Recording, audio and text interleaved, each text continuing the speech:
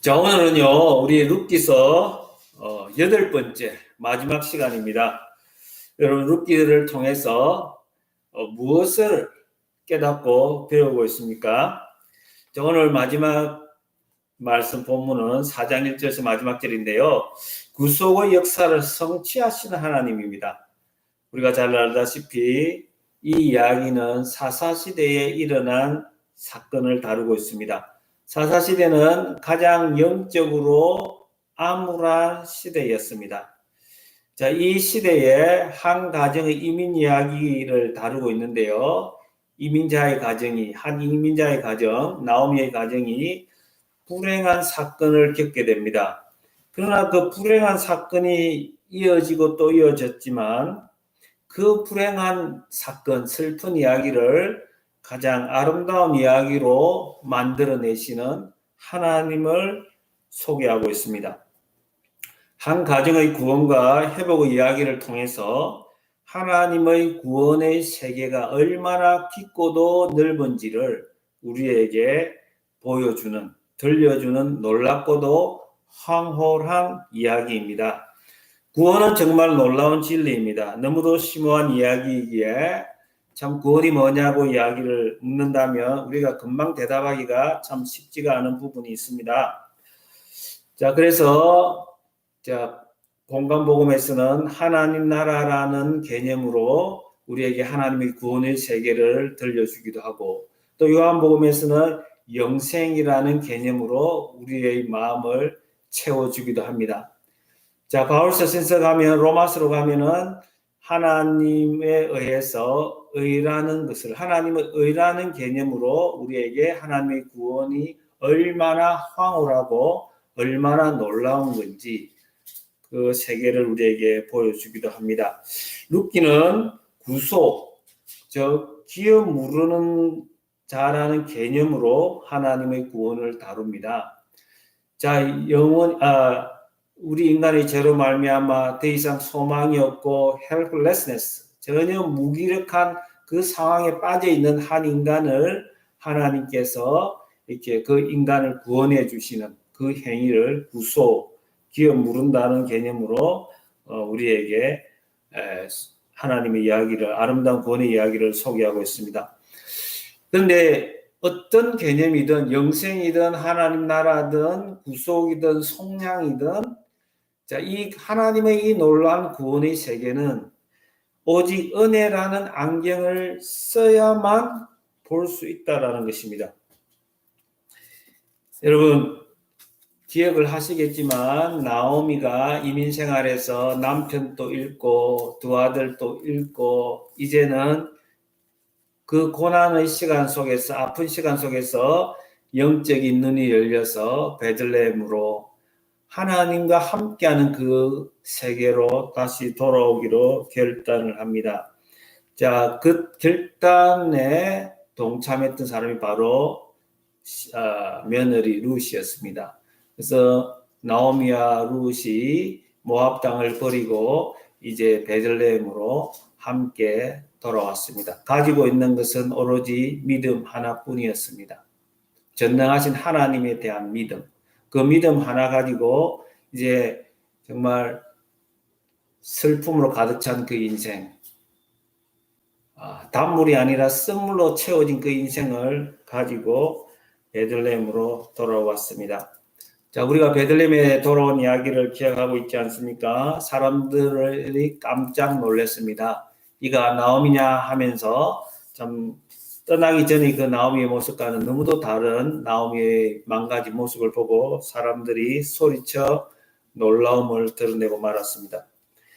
자, 그런데 룻이 이제 나오미를 복양하기 위해서 룻이 주도권을 집니다. 어머니, 제가 이삭 죽기하고 돌아오겠습니다라고 합니다. 자, 이삭 죽기를 통해서 정말 아무것도 아닌, 정말 가난한 자에게 율법이 허락하는, 하나님이 가르쳐준 사회적 안정망인 소셜 쿠션이라고 할 수 있는 그 이삭 죽기를 통해서 이제 하루하루 살아가겠다고 지금 작은 이야기로부터 시작을 합니다. 그런데 룻이 이제 밭에 들어가서 이삭 죽기를 하는데 누구를 만납니까? 보아스를 만납니다. 성경은 마침이란 단어와 우연이란 말을 사용해서 그 세계 속에, 그 만남 속에는 인간의 어떠한 조작이 들어갈 수 없다는 것을 말합니다. 인간의 손이 전혀 닿지 않은 세계라고 말하는 거예요. 정말 인간이 보기에는 우연이고 마침이라는 거예요. 인간이 어떤 노력을 해서 만든 상황이 아니라는 거예요. 자, 그렇게 해서 보아스를 만나게 되었고, 보아스와 룻이 서로 좋은 관계가 됩니다. 자, 룻은 나오미를 통해서 보아스가 엘리멜렉의 친척 중에 한 사람이요, 기업 물을 자의 자격이 있다는 것을 알고서 기업을 물으는 자가 되어 달라고 요청을 합니다. 자, 그리고 프로포즈를 한 거죠. 나와 결혼해 달라는 것이죠. 그런데 보아스는 그녀의 외모와 상관없이, 그의 신분과 상관없이 그 내면 속에 아름다운 믿음을 보고 흔쾌히 예스라고 했지만, 말씀에 따르면 나보다 더 앞선 우선순위가 있는 한 사람이 있다라는 것을 말합니다. 자, 자기가 정말 이것을 쟁취하고 싶지만 나보다 더 앞선 사람이 있다라는 거예요. 그래서 어떻게 합니까? 자, 자기의 생각이 말씀을 앞서지 못합니다. 항상 보아스는 말씀 중심으로 살아갑니다. 하나님이 중심입니다. 하나님이 가라고 하면 가고 서라고 하면 서는 거예요. 내가 아무리 좋은 것이 있다 하더라도 내 손으로 내 먼저 하나님의 영역에 손을 집어넣지 않는 그런 지혜가 있는 사람이었습니다. 자, 그렇게 해서 보아스가 그 사람에게, 자기보다 앞서 있는 사람에게 먼저 의견을 들어야 된다라고 말을 하고 성문 앞으로 나아갑니다. 자, 그곳에 나아갔는데 오늘 성경 우리에게 또 놀라운 사실을 가르쳐 줍니다.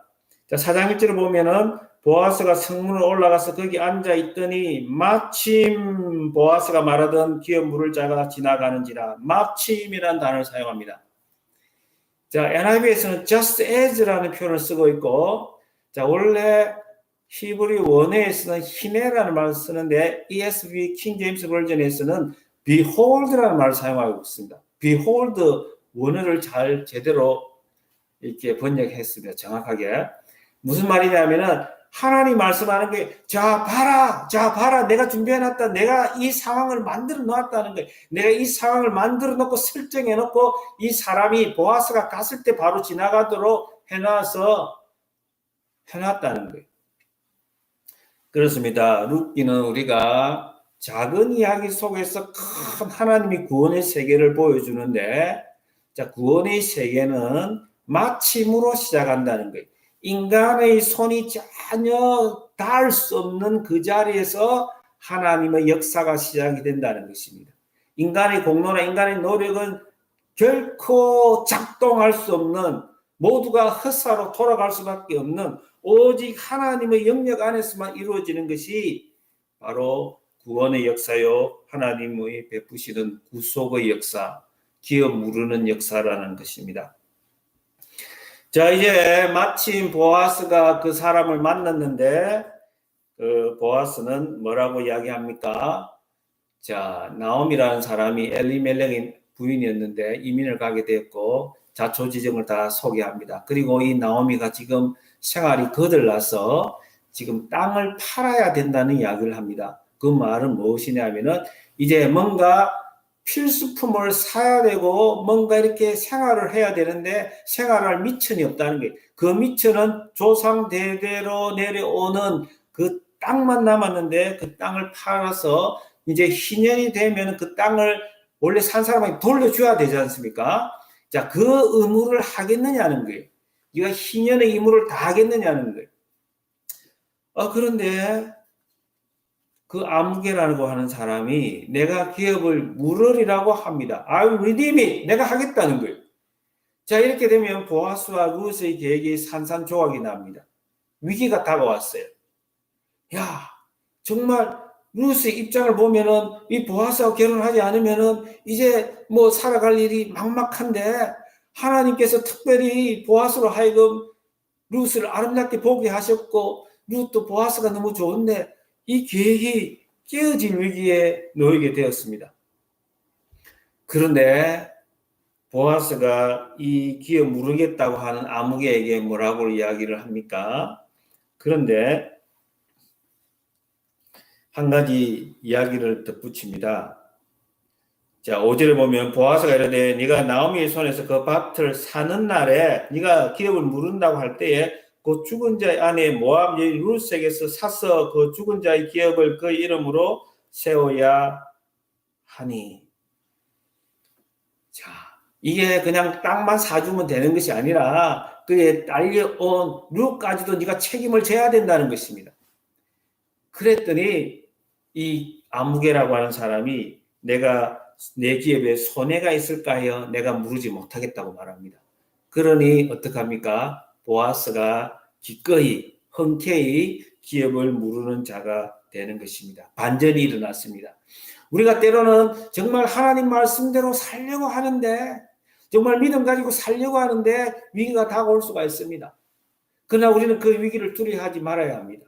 반드시 그 위기 뒤에 기회가 있고 하나님의 반전이 준비되어 있다는 사실을 우리는 기억해야 합니다. 하나님은 역전의 명수입니다. God is a man of reversals. 하나님은 이를 뒤집어 주실 수 있는 능력이 있으시는 분입니다. 그리고 성경은 이렇게 말합니다. 보아스보다 앞서 있던 그 기업 물을 자를 아무개라고 소개를 합니다. 이름을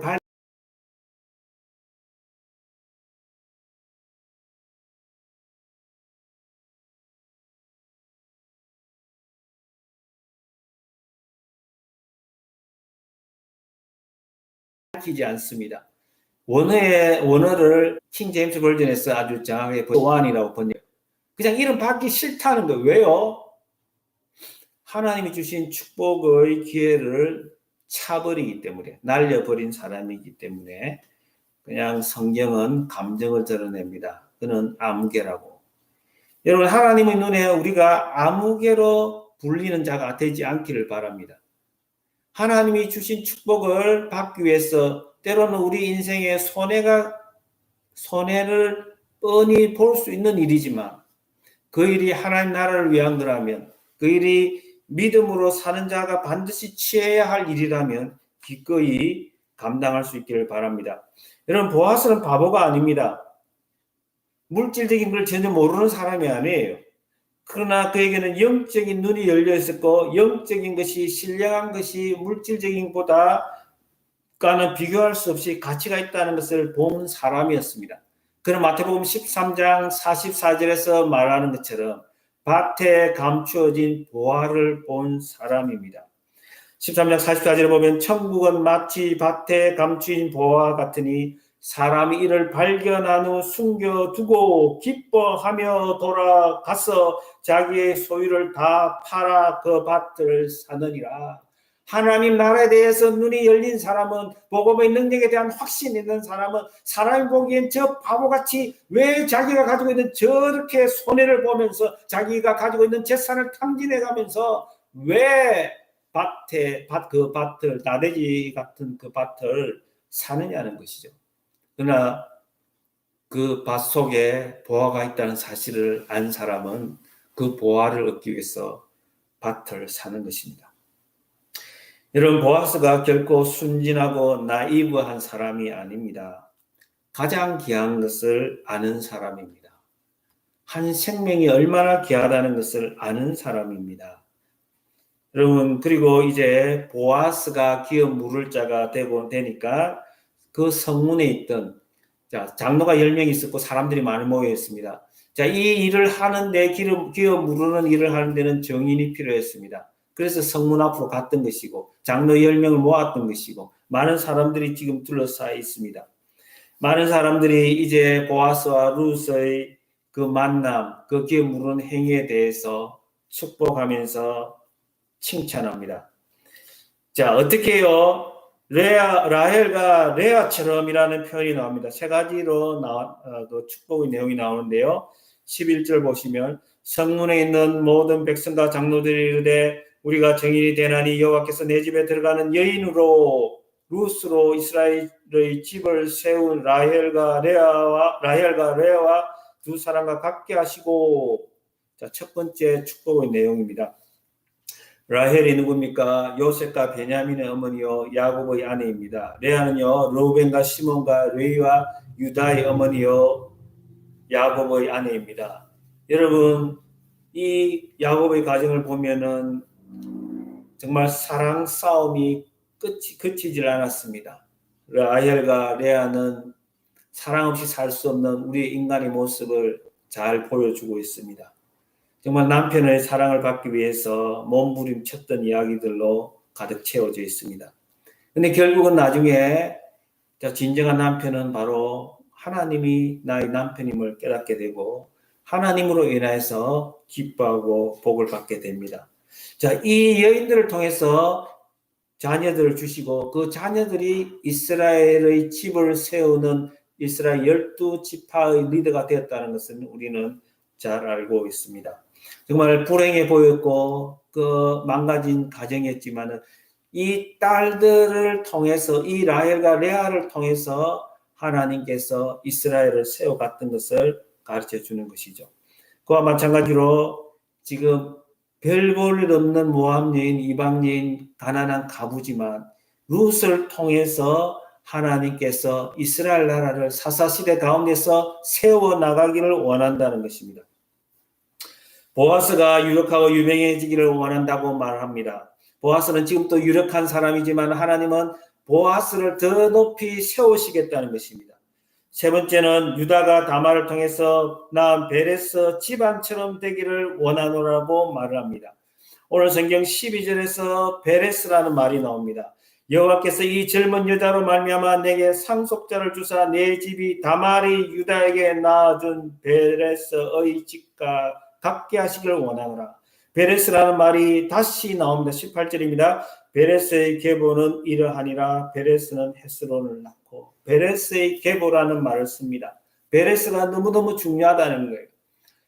여러분, 유다가 나오고 다말이 나오고 그 사이에 태어난 자식이 누구였습니까? 아이가 베레스였습니다.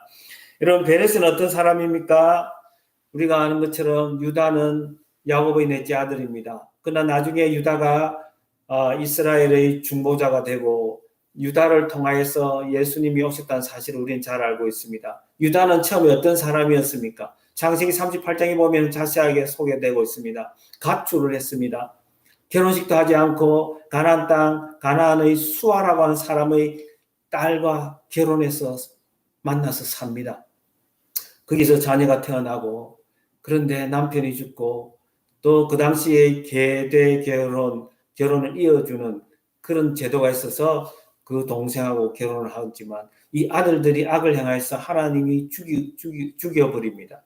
그런데 마지막 아들이 남았는데 이 유다가 그 아들을 다말에게 주지 않습니다. 유다는 그 가부 며느리를 친정으로 내어 쫓아버립니다. 다시 불러주지 않는데 다말은 그 하나님의 가정에 들어가기를, 편성하기를 원합니다. 그래서 그가 할 수 있었던 것은 무엇이냐면은 유다가 시아버지 유다를 속여서 자녀를 낳아서 어떻게 하나님의 가게로 들어가기로 작정했던 여인 같습니다. 그런데 그 당시 법에 따르면은 이렇게 과부가 정상적으로가 아니라 아기를 가졌을 때는 불에 태움을 받게 되어 있습니다. 유다가 속임을 당해서 속아서 다말과 잠자리를 같이 해서 아이가 태어났는데 그 사실을 모르고 며느리가 아기를 가졌다는 소식을 듣자마자 불에 태워 죽이라고 합니다. 근데 불에 태워 죽임을 당하기 위해서 끌려가는 동안에 사이에 이 아이의 주인이 바로 유다라는 사실을 말합니다. 유다가 그 소리를 듣고 바로 변명하지 않고 꼬꾸라지면서 내가 죄인이고 그녀는 나보다 옳다라고 이야기하면서 회개의 눈물을 뿌립니다. 여러분, 그래서 그런지 하나님은 그 회개를 통해서 그 집안을 세워나가는데 그 사이에 사생아로 태어난 사람이 베레스였습니다. 다말이 아기를 낳는데 쌍둥이였습니다. 쌍둥이가 먼저 한 애가 태어난 애를 표시를 해서 산파가 표시를 해서 그 아이가 장자라고 이렇게 표시를 하려고 홍색 실을 빨간 실을 그 손에다가 이렇게 묶었습니다. 그런데 그 손이 나오던 손이 바로 도로 들어가 버리고 그 사이에 뒤에 있던 동생이 먼저 태어났습니다. 그 동생이 누구냐? 동생이 장자가 됐는데 그 동생이 베레스입니다. 마치 야곱이 그렇게 태어난 것처럼. 여러분, 베레스는 정말 환영받을 수 없는 사람이었습니다. 사생아로 태어났습니다.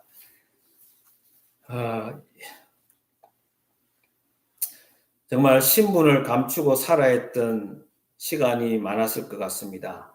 호적에 등재할 수도 없는 그런 사람이었을 거예요. 숨죽이고 살아야 하는 그런 불행한 인생이었습니다. 그러나 하나님은 이 베레스의 복을 주사 베레스 집을 크게 해주셨다고 번성했다고 성경은 소개하고 있습니다. 예수님의 족보에 올라가 있습니다.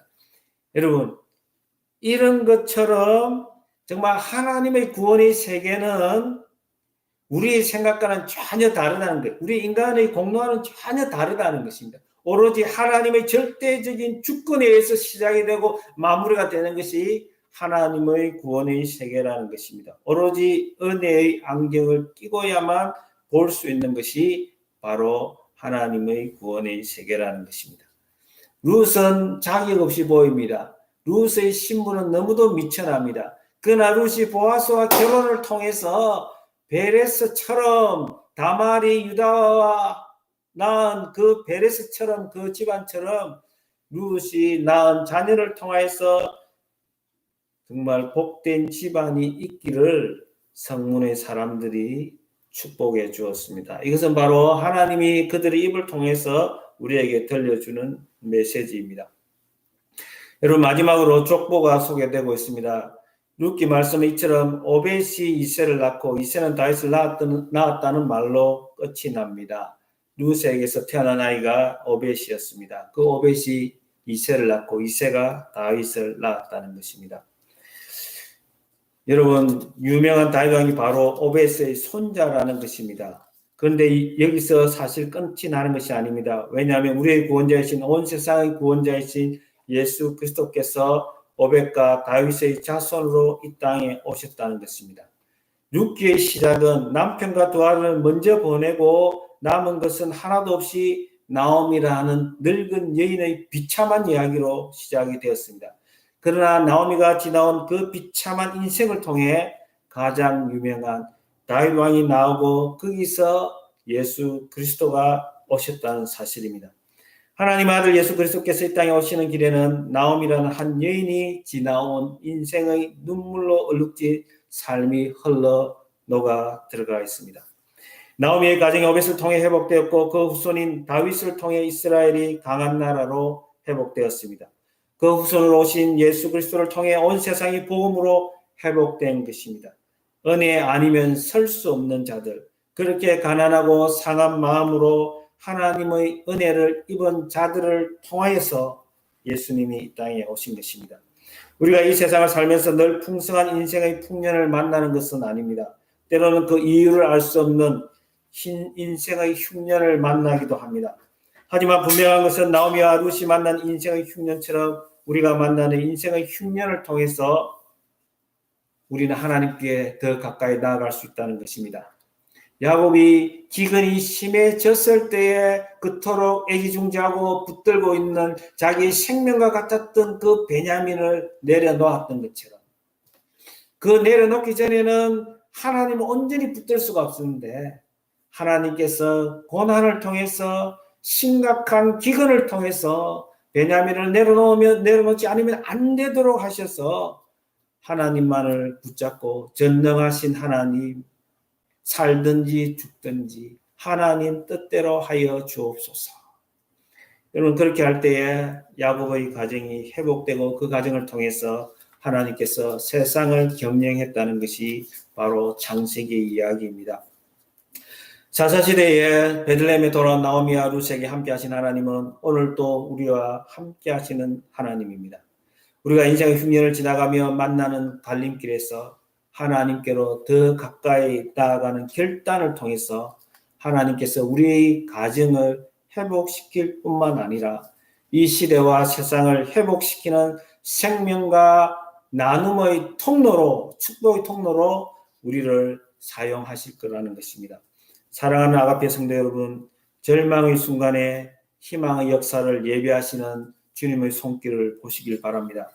눈물 골짜기를 지난 후에 주께서 주시는 그 복을 믿음으로 누리시기를 바랍니다. 이제 가을입니다. 결단의 계절이 되기를 바랍니다. 내가 주인 삼은 것을 내려놓고 전능하신 하나님 앞에 구원을 베풀어 주시는 주님 앞에 다른 사람이 아니라 아무개가 아니라 나를 택해 주신 그 놀라운 은혜와 선택 앞에 머리를 조아리며 하나님만을 노래하는 아름다운 계절이 되기를 축복합니다. 여러분의 기가 막힌 상황 하나님은 잘 알고 있습니다. 하나님은 그 외아들 예수 그리스도를 우리의 구원자로 기업 물을 자로 주셨습니다. 예수님 언제나 두 팔을 벌리고 계십니다. 우리를 안아주시기 위해서 십자가에 계신 예수님이 복음의 비밀입니다. 여러분 십자가를 바라보시면서 예수님의 품에 안기며 그의 위로와 그의 구원과 그의 치유를 그의 회복을 누리시는 아름다운 계절 가을이 되기를 주님의 이름으로 축원합니다.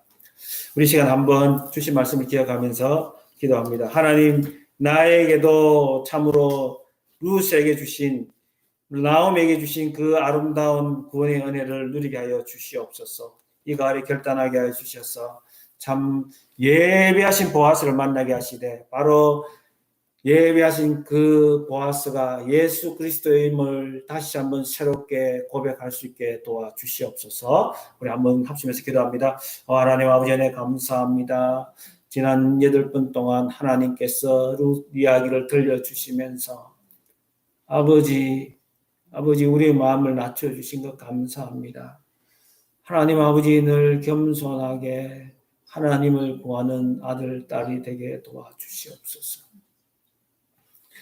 하나님 아버지 우리의 공로 아무것도 없사오나 오직 예수님의 공로로 우리를 자녀 삼아주시고 하나님 사람을 세워주신 것 감사합니다. 아버지여 그 구원의 은혜의 세계를 이제 노래하게 하시고 우리를 통해서 하나님의 생명을 하나님 많은 사람들이 누리게 하여 주시옵소서. 주여 우리 아가페 교회를 기억하여 주시고 우리 모두가 이 은혜의 통로가 되게 하여 주시옵소서. 아버지 하나님 아버지 은혜 감사합니다. 지난 8주간 룻기를 통해서 우리에게 하나님의 구원의 세계를 다시 보게 하시니 감사합니다. 아버지 우리는 공로 없사오나 오직 예수 그리스도의 공로로 우리를 하나님의 구원의 세계로 인도해 주신 그 은혜를 감사하며 찬양합니다. 하나님 아버지 이 구원의 깊고 넓은 구원의 세계 앞에 우리가 이 시간 머리를 조아립니다. 하나님 아버지 더욱 겸손케 하여 주셔서 그 구원의 온전한 통로가 되게 하사 하나님의 생명의 통로가 되게 하시고 나누는 자가 되게 하여 주시옵소서. 우리 모든 성도들 한 사람도 예외 없이 그 구원을 경험하며 구원을 노래하며 찬양하며 통로가 되게 하여 주옵소서. 예수님 이름으로 기도드리옵나이다. 아멘. 자, 이 시간 우리 찬송가 310장 부르시면서 다 일어서시겠습니다. 준비하신 헌금 드리고 우리가 축복 기도로 예배를 피합니다. 310장입니다.